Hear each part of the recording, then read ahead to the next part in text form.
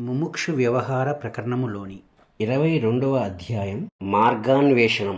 చూచావా రామ, సాధన చతుష్టయములైనట్టి సంతోషము, శమము, విచారణ, సాధు సంగమం అనేవి సంసార సాగరం నుండి తరింపచేసే ఉపాయాలు. సంతోష పరమో లాభ, సత్సంగ పరమా గతి, విచార పరమం జ్ఞానం, శమో హి పరమం సుఖం. సంతోషమే పరమ లాభము, సత్సంగమే పరమగతి, విచారణయే పరమ జ్ఞానం, శమమే పరమసుఖం.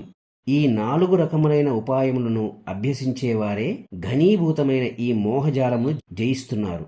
సంతోషము, సత్సంగము, విచారణ, శమము, వీటిలో ఏ ఒక్కటైనా సర్వశక్తియుక్తులచే అభ్యసించబడినప్పుడు మిగతా 3 కూడా లభిస్తాయి.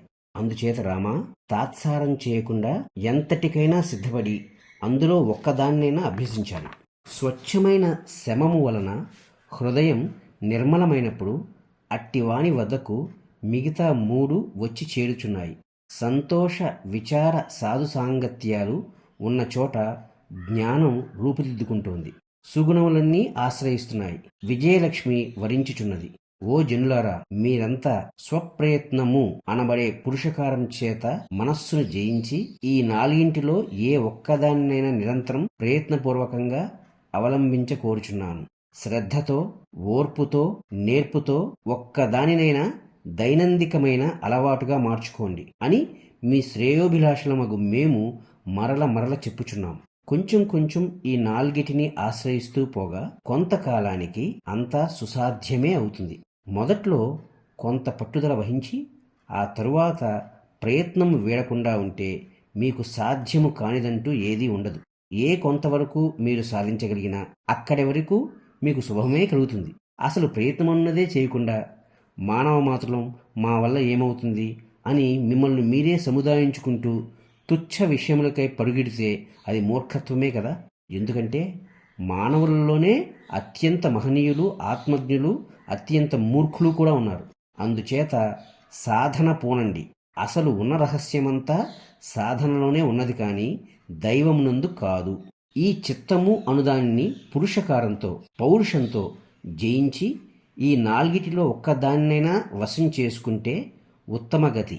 అట్లా కాకుండా చిత్తము యొక్క ఇచ్ఛ ప్రకారం వర్తించడం, ఇంద్రియ విషయములను మాత్రమే ఆశ్రయించడం, కల్పిత వ్యవహారములనే నమ్ముకుని ఉండటం, అది శుభప్రదం ఎట్లా అవుతుంది చెప్పండి?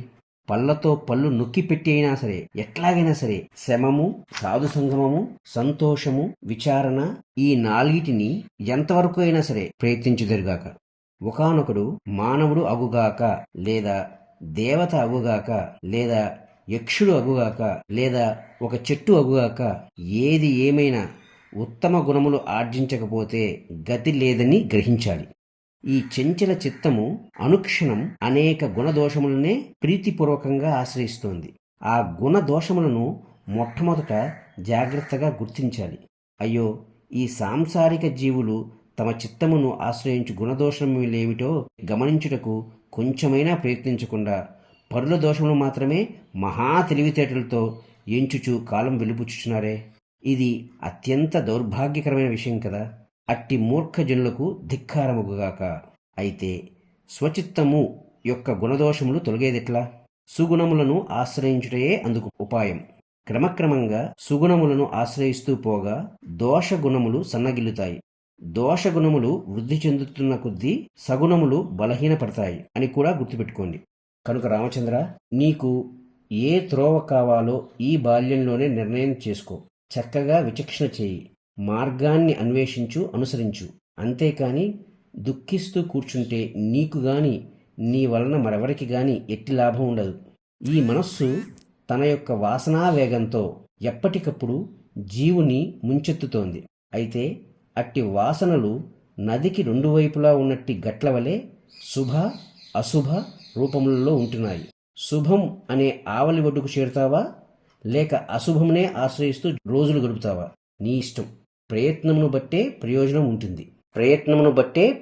ఉంటుంది. తాత్సారం చేసేవారికి అనేక జన్మలు గడిచిపోతున్నాయే గాని నివృత్తి లభించడం లేదు. కాబట్టి రాఘవ, పురుషకారమును ఆశ్రయించు. అప్పుడు అశుభవాసనలు నిన్ను ఏమాత్రం సమీపించలేవు.